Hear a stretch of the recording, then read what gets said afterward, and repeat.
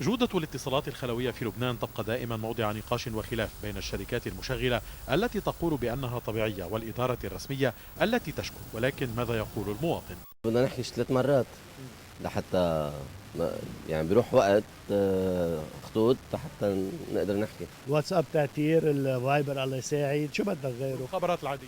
الخبرات العادية بتطلبها كمان رجعنا مثل أيام ولاد عمنا، ماشي الحال، بتطلبها 3 4 مرات وبشرج لك عليها.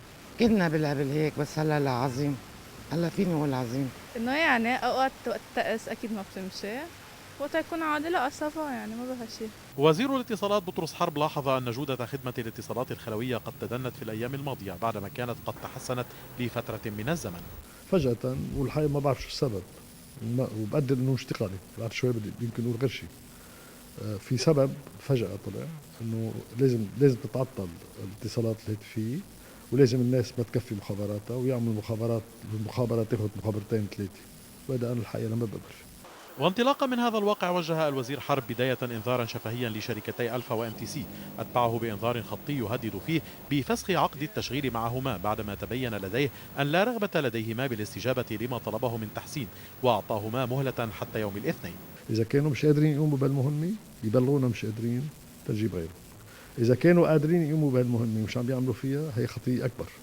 وقت أنا بدي آخذ تدابير حقهم، أعطيتهم ساعات، أنا اليوم بدي أشوف شو الوضع، وإذا اكتشفت إنه بعدها مستمرة هي القصة وأنا اليوم عملت مخابرتين ثلاثة قطعت معي أنا كوزير اتصالات ما راح أقبل فيها بس. مش لأنه قطعت معي، لأنه الناس عم بيعانوا.